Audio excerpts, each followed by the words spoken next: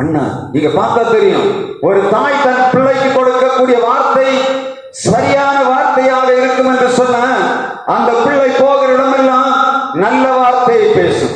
சமீபத்தில் நான் உட்கார்ந்திருக்க வீட்டுக்கு பக்கத்துல ஒரு பிள்ளை ஒரு வார்த்தை தவறா பேசும். அந்த அம்மா எப்ப பார்த்தாலும் அடித்து கொண்டுதான் இருக்கும். ஒரு நேரம் ஒரு வார்த்தை நல்ல வார்த்தை பிள்ளைய பேச, எப்ப பார்த்தாலும் நல்ல சாதாரணமா பேசினாலும் அதை அடிச்சு உடைக்கிற மாதிரி நமக்கு கேட்டிருந்த சங்கடமா இருக்கும். ஒரு நாள் பார்த்தா அந்த பிள்ளை ஒரு வார்த்தை சொல்லிச்சு. அந்த வார்த்தை எடுத்துக்கொண்டாங்க ஃபுல்லா அது பலன் இருந்துருச்சு. நான் நினைச்சேன் இவ்வளவு சின்ன வயசு 3ஆம் கிளாஸ் தான் படிக்குது. நான் நினைச்சேன் இவ காட்டுற காட்டுக்கு இது ஒரு கொஞ்சம் வளர்ந்தோன்னு இது காட்டும் என்று நினைத்தேன். அது 3ஆம் கிளாஸ் படிக்கும் போதே காட்டி நான் நினைச்சு 3 மாசத்துக்குள்ள அந்த பிள்ளை அந்த அம்மாவிட்ட ஒரு வார்த்தையை பேசிச்சு.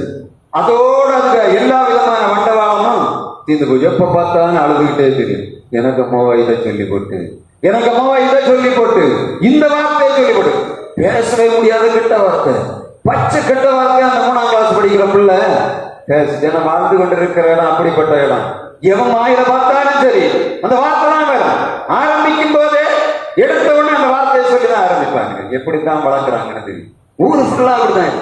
யாரை பார்த்தாலும் சரி அவன் ஆரம்பிக்கும் போதே எப்படி அந்த வார்த்தையை கொண்டுதான் ஆரம்பிப்பான். இதுவரை கேட்டதில்லை இப்படிப்பட்ட ஊர். அவன் நான் சென்னையில எனக்கு கூட ஒரு ஆள் பிசினஸ் பண்ணி கொண்டு அவருக்கு வாய வேண்டியதான் வரும். அதே ஊர் ஆள் அங்கே இருக்கிறார். அவன் பிறப்புல எப்படி வருது, அந்த ஊர்ல உள்ள எல்லாம் ஆரம்பிக்கும் போதே அந்த வார்த்தையை போட்டுதான் ஆரம்பிக்கிறாங்க. அவங்க நினைக்கிறாங்க நல்ல வார்த்தை.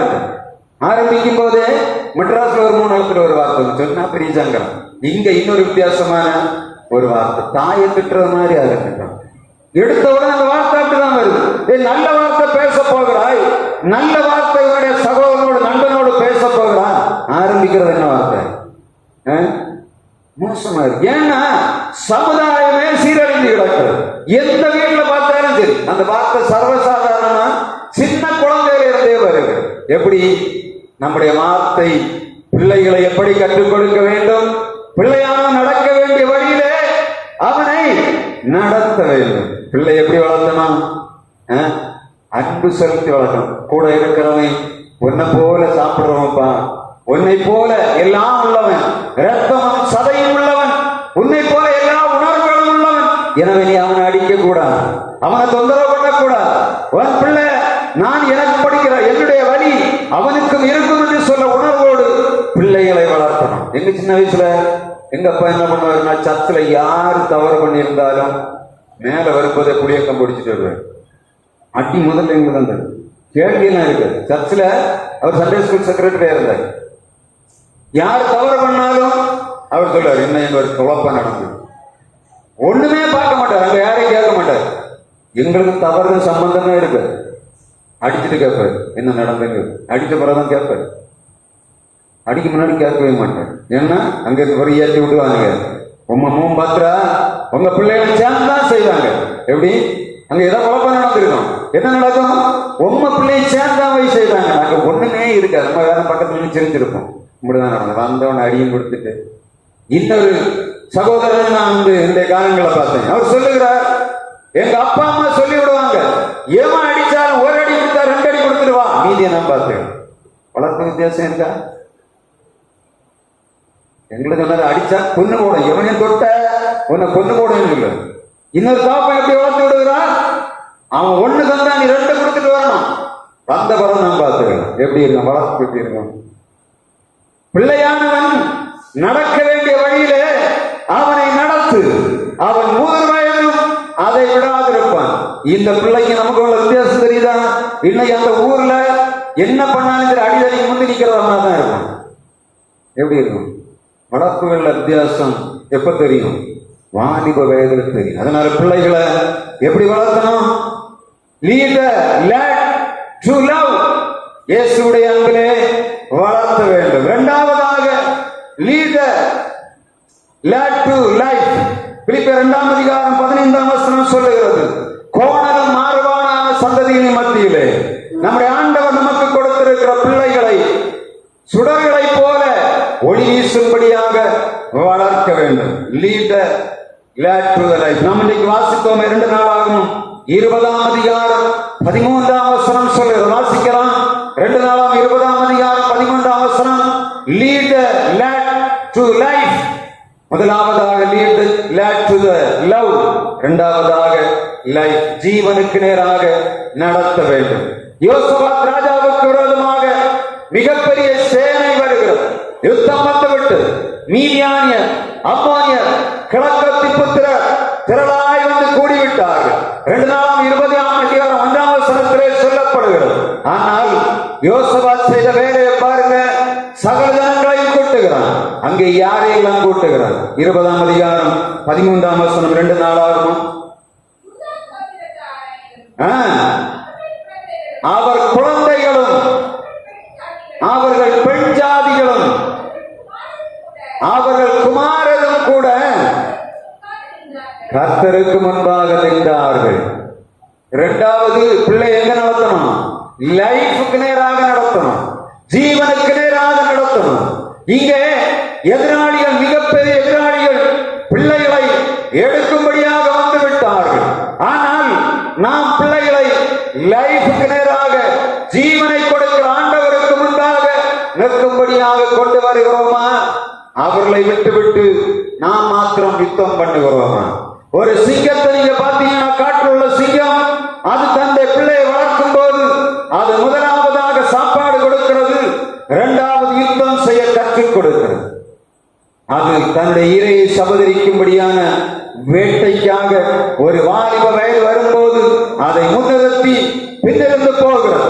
தாய் சிங்கமானது வேட்டையாடுவதற்கு வந்துவிட்டு முதலாவது வேட்டையாடுகிறது. ஆனால் அது வளர வளர அதற்கு வேட்டையை கற்றுக் கொடுக்கிறது. காரணம் என்ன? இனி எனக்கு ரொம்ப நாள் இல்லை, என் பிள்ளை இனி இதில் ஆளப்போகிறது. இந்த தேசத்தை, அந்த காட்டை ஆளுவதற்காக என்ன பண்ணணும்? அது ஜீவனோடு வாழணும்னா என்ன பண்ணணும்? வேட்டையை கற்றுக் கொடு. சமீபத்தில் நான் ஒரு காணொலியை பார்த்தேன், மிக பிரபலமாக காணப்படுது. ஒரு பெரிய மலைப்பாம்பு அது ஒரு சிங்கத்தை அப்படியே சுற்றிவிட்டது. எப்படி என்று தெரியாது, சிங்கத்தை அவ்வளவு சீக்கிரமா கை வைக்க முடியுமா? ஆனால் ஒரு மலைப்பாம்பு அதை சுற்றி கொண்டது. நேரடியாக ஒரு சிங்கம் வந்து பார்க்கிறது, முயற்சி பண்ணி பார்த்தது, விட முடியவில்லை. இரண்டாவதாக காலை கடித்து பார்த்தது, விடவில்லை. அது ஒரு பக்கம் அதை இருக்குகிறது, இன்னொரு பக்கத்தில் போராடி கொண்டது. கிட்டத்தட்ட 6-7 சிங்கங்கள் சேர்ந்து அந்த மலைப்பாம்பை ஒன்றும் செய்ய முடியவில்லை. இது ஒரு பக்கம் அந்த சிங்கங்களை கொத்துகிறது, இன்னொரு பக்கம் இருக்கிறது. ஏன்னா அந்த மலைப்பாம்புடைய முதல் வேலை என்னன்னா, உடம்புல சுத்தி அப்படியே கயர் வர நல்ல முறுக்க என்ன பண்ணும்? எலும்பு உடைந்து போகும். எவ்வளவு பெரிய எலும்பாக இருந்தாலும் சரி, சிங்கத்தை எலும்பெல்லாம் சும்மா அப்படியே மாறாக கிளி அந்த உடைக்கக்கூடிய வல்லமை அந்த மலைப்பாம்புக்கு உண்டு. அதனுடைய சரீரத்தில் அவ்வளவு வல்லமை வைக்கிறது. இது அது மாத்திரம் செய்யல, ஒரு பக்கம் இருக்குகிறது, இன்னொரு பக்கம் என்ன பண்ணுகிறது? எல்லாத்தையும் கொத்தி கொண்டிருக்கு. முடிவுல பார்த்த கொஞ்ச நேரம் போராடி அந்த சிங்கம் களைத்து போனது. எது இருக்கிற சிங்கம் அது செத்து போனது. ஒரு சிங்கம், தாய் சிங்கம் மாத்திரம் அதற்கு பின்னாக, அந்த பாம்புக்கு பின்னாக போகிறது. அது ஒரு ஏரியாவில் போன உடனே அதை எதிர்க்க ஆரம்பிக்கிறது. எதிர்க்க ஆரம்பித்தவுடனே சத்தம் கேட்டு மற்ற சிங்கங்களும் வருகிறது. வந்து கொஞ்ச நேரம் போராட்டம், கொஞ்சம் தைரியமாக ஏறி அதுக்கு தலையில ஒரு அடி கொடுத்தது, காலை வைத்து பிராண்டினது. கிட்டத்தட்ட ஒரு 10-15 அந்த கால்களை வைத்தது. பிராண்டின உடனே அதனுடைய பிடி கொஞ்சம், அந்த அதனுடைய வேகம் குறைந்த உடனே ஒரு சிங்கம் வேகமாக போய் அதன் கழுத்தை கவ்விக்கொண்டது. மொத்தமாக நாராக கிழித்து அந்த மலைப்பாம்பை காலி பண்ணி விட்டது. ஆனால் சிங்கம் செத்து போனது. தேவ பிள்ளைகளாகிய நாம் நம்முடைய பிள்ளைகளை கொடிய வலுசற்பமாகிய பிசாசானவன் சுத்தி விடாதபடி பாதுகாக்க வேண்டிய கடமைக்குள் இருக்கிறோம்.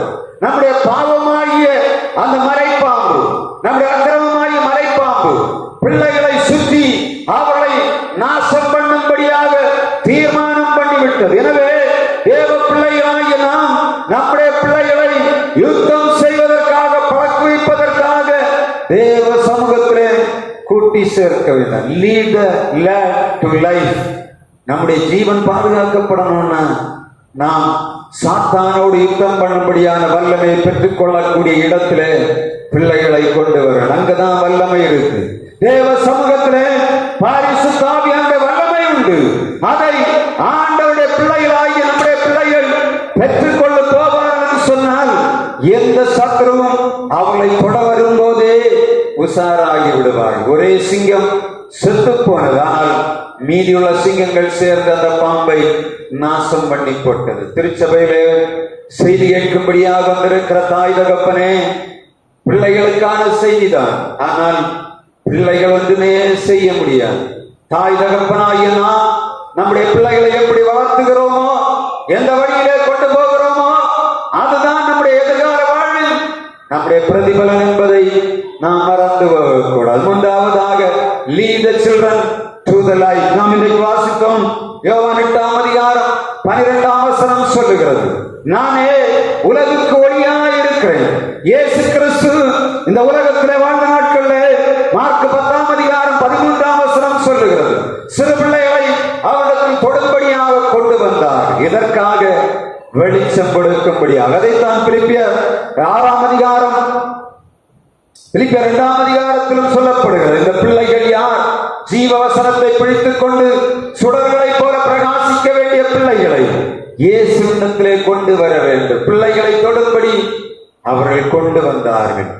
பிள்ளைகளை எங்க கொண்டு போகவில்லை, இஷ்டமான இடத்தில் கொண்டு போகவில்லை. நான் பார்த்திருக்கிறேன், இந்த சென்னை பட்டணத்தில் இருக்கிற காலத்துல இந்த முஸ்லிம் தங்காக்களுக்கு பின்னாக சின்ன பிள்ளைகளை கொண்டு வைத்திருப்பார், நின்று கொண்டிருப்பார். அந்த கோயிலிருந்து அந்த ஆட்கள் வெளியே வரும்போது அவர்கள் கை வைக்க வேண்டும் என்று விரும்புவார். யாரு? எல்லாரும் உட்கார்ந்து எல்லாரும் நின்றுட்டு இருப்பாங்க. யாரெல்லாம்? முஸ்லிம்களும் நின்றுட்டு இருப்பாங்க, கிறிஸ்தவர்களும் நின்று கொண்டிருப்பார்கள், இந்துக்களும் பிள்ளைகளை கொண்டு வச்சு நின்றுட்டு இருப்பாங்க. காரணம் என்ன? அவர்கள் அந்த பள்ளிக்குள்ள போய்விட்டு வெளியே வரும்போது அவர்கள் தொட்டா எப்படி இருக்கும்? அவர்களுக்கு ஆசீர்வாதம் என்று நினைக்கிறாங்க. உலக மனிதன் கை வைக்கிறது ஆசீர்வாதம் என்று நினைக்கிற நாம், ஆண்டவராய் இயேசு கிறிஸ்து தொட்டா எப்படி இருக்கும்? இயேசுவை தொடும்படி, இயேசு தொடும்படி பிள்ளைகளை இயேசுவிடத்திலே கொண்டு வந்தார்கள். சிறு பிள்ளைகளை இயேசுவிடத்திலே கொண்டு வர வேண்டும். பாஸ்டரிடத்திலே இல்ல, தனிமையினிடத்திலே இல்ல. நீங்க கொண்டு வரும்போது சொல்ல, ஆண்டவராய் இயேசுவே, நீர் இந்த இடத்திலே பிரசன்னராய் இருக்கிறீர். ஆண்டவரே, எங்கள் பிள்ளைகளை தொட வேண்டும் என்று சொல்லி பிள்ளைகளை ஆண்டவருடைய சமூகத்திலே தொடும்படியாக கொண்டு வர. எதற்காக? அவர்கள் வெளிச்சம் கொடுக்கும்படியாக. இயேசுடைய வெளிச்சம் இந்த உலகத்துக்கு நம் பிள்ளைகள் மூலமாக வெளிப்படும்படியாக இயேசு பிள்ளைகளை தொட வேண்டும். இருளுக்கும் வெளிச்சத்துக்கும் வித்தியாசம் உண்டாக்குகிற பிரசன்னம் இயேசுவிடத்திலே உண்டு. Lead the lad to light. 3 செய்தி சொல்லுங்க. நான் என்ன செய்தி கொடுத்தேன்?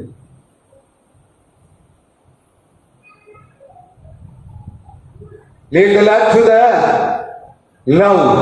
Lead the light to the lad to the life. Lead the lad to the light.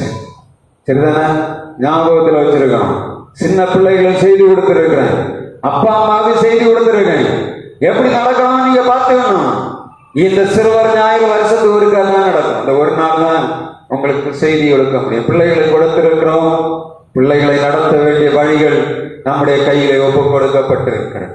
பிள்ளையானவன் நடக்க வேண்டிய வழியிலே அவனை நடத்து, அவன் முதிர் வயதிலும் அதை விடாதிருப்பான். நீதிமொழிகள் 22:6 நாம் திரும்ப வாசித்து நிறைவு செய்வோம். நீதிமொழிகள் 22:6. பிள்ளையானவன் நடக்க வேண்டிய வழியிலே அவனை நடத்து, அவன் முதிர் வயதிலும் அதை விடாதிருப்பான். எனவே நம்முடைய பிள்ளைகளை நாம் சரியான பாதையிலே நடத்துவோம், அன்புக்கு நேராக நடத்துவோம், நம்முடைய வாழ்வுக்கு நேராக, பிள்ளைகளுடைய வாழ்வுக்கு நேராக நடத்துவோம். அதை போல பிள்ளைகளை வெளிச்சத்துக்கு நேராக நடத்துவோம். இருள் எங்கும் மூடி கிடக்கிறது. உலகமெல்லாம் காரிருள், பாவத்தின் காரிருள், அந்தகாரத்தின் காரிருள். இப்பொழுது வீடுகளுக்குள்ளேயே பிள்ளைகளை காரிருளுக்குள்ளே தள்ளக்கூடிய, பிள்ளைகளை சாவுக்கு நேராக தள்ளக்கூடிய, பிள்ளைகளை பகைமைக்கு நேராக தள்ளக்கூடிய வாய்ப்புகள் பிள்ளைகளுடைய செல்களிலே வைக்கப்பட்டிருக்கிறது. அப்படிதானே? பிள்ளை எதை பார்க்குதோ அதுபோல மாறி போகுது. பிள்ளை நல்ல காடான சீரியல் பார்த்தா பிள்ளைகளுடைய வாழ்க்கை காடாக மாறி போகுது. எனவே தேவ பிள்ளைகளாகிய நாம் நம்முடைய பிள்ளைகளை சரியாக வளர்த்தும்படியாக ஆண்டவருடைய சமூகத்திலே ஒப்புக் கொடுப்போம். பிள்ளையானவன் நடக்க வேண்டிய வழியில் அவன் நடக்கும், முதிர் வயதிலும் அதை விடாதிருப்பான். ஏசாயா 84:12 சொல்லுகிறது, பிள்ளைகள் யாரும் கர்த்தரால் போதிக்கப்பட்டிருப்பார்கள். பிள்ளைகளுடைய சமாதானம் பெரிதமாயிருக்கும். நம்முடைய பிள்ளைகளுடைய சமாதானம் பெரிதாய் காணப்பட வேண்டும் என்று சொன்னார். பிள்ளைகளை அன்புக்கு நேராக நடத்துவோம். பிள்ளைகளை இந்த ஜீவனுக்கு நேராக நடத்துவோம். பிள்ளைகளை வெளிச்சத்துக்கு நேராக நடத்துவோம். கர்த்தர் தொடர்ந்து உங்களை ஆசீர்வதிப்பாராக. விழுந்து நின்று நம்முடைய பெற்றோருடைய அறிக்கையிடலாம்.